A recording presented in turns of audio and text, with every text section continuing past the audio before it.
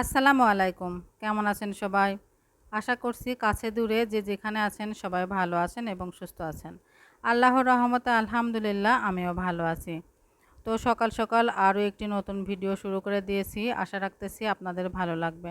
তো আজকে সকালে দুধ চা বানিয়ে নিয়েছি আর সাথে হচ্ছে টোস্ট বিস্কুট নিয়েছি। আজকে আর সকালে রুটি বানাইনি আর শরীরটা একটু খারাপ লাগতেছিল এজন্য। তো সকালের নাস্তা শেষ করে আমি বেলকনিতে অনেকটা সময় কাটিয়েছি। তারপরে হচ্ছে পুঁই শাকগুলো অনেকটা বড় হয়ে গিয়েছিল, তো আগা থেকে আর কি কেটে নিয়েছি। তো আজকে ভাবছি যে পুঁই শাক দিয়ে আর হচ্ছে সবজি দিয়ে একটা সবজি রান্না করব। আজকে বেশি কিছু একটা করব না। আর এই পুঁই শাকগুলো এখন কেটে নিব। তো আমার কথার মাঝে ভুল ত্রুটি হয়ে গেলে অবশ্যই ক্ষমা সুন্দর দৃষ্টিতে দেখবেন।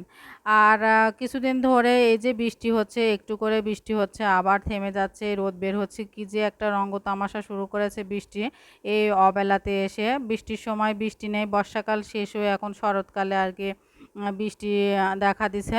আর এতে করে কিন্তু অনেকটা অসুবিধার মধ্যেই পড়তে হচ্ছে, কারণ প্রচণ্ড পরিমাণে বৃষ্টি হলে ঘরবাড়ি কেমন যেন স্যাঁতস্যাঁতে লাগে, সব কিছু ভেজা ভেজা মনে হয়। আর আমি তো একদমই বৃষ্টি পছন্দ করি না। বৃষ্টি আমার একদমই ভালো লাগে না। রোদ বের হবে আর বাতাস হবে, এতে বেশি আমি পছন্দ করি।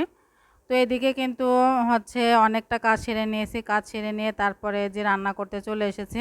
তো সব রকম সবজি কেটে ধুয়ে নিয়েছি। পুঁই শাক, তারপরে পেঁপে, আলু, অনেক কিছু সবজি একসঙ্গে মিশিয়ে আর কি রান্না করব। আর সাথে হচ্ছে আমি একটু মসুরের ডাউল দেব।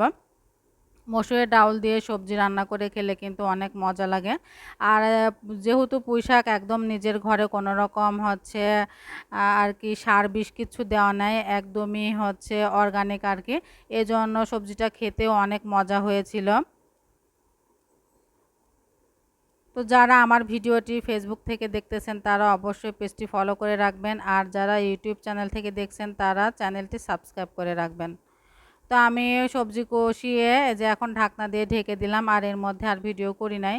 তো এই যে আমার রান্না হয়ে গেছে, আমি অফ ক্যামেরাতে মসুরের ডাউল দিয়ে রান্না করে নিয়েছি।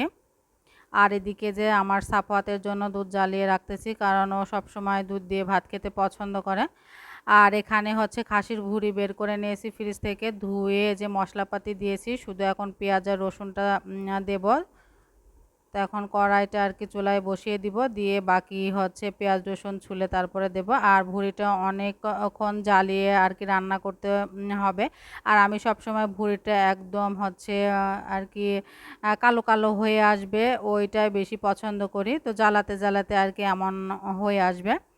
তো ২ দিন ধরে জ্বালানোর পরে ফাইনালি ভুঁড়ির কালারটা এমন এসেছে, এখন মোটামুটি খাওয়া যাবে আর কি। তো সকালবেলা ঘুম থেকে উঠে আরও একটু জ্বালিয়ে নিয়েছি, নিয়ে রুটি বানিয়ে নিয়েছি। তো সকালবেলা আজকে ভুঁড়ি দিয়ে রুটি দিয়ে খাওয়া হবে আর কি। আর আমি খাসির ভুঁড়িটা বেশি একটা পছন্দ করি না, গরুর ভুঁড়িটা বেশি পছন্দ করি। তো ফ্রিজে ছিল সাফওয়াতের আকিকার ভুঁড়ি, সেটা পরিষ্কার করে ফ্রিজে রেখে দিয়েছিলাম। আজকে খাবো কালকে খাবো করে খাওয়াই হচ্ছিল না, তো আজকে ফাইনালি হচ্ছে রান্না করে আর কি খাওয়ার উপযুক্ত হয়ে গিয়েছে।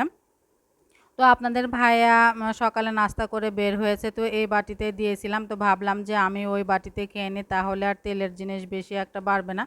কারণ ভুঁড়িতে কিন্তু প্রচুর পরিমাণে তেল থাকে, আর সেটা কিন্তু একদম জড়া পেকে যায়, একদম জমাট বেঁধে যায়।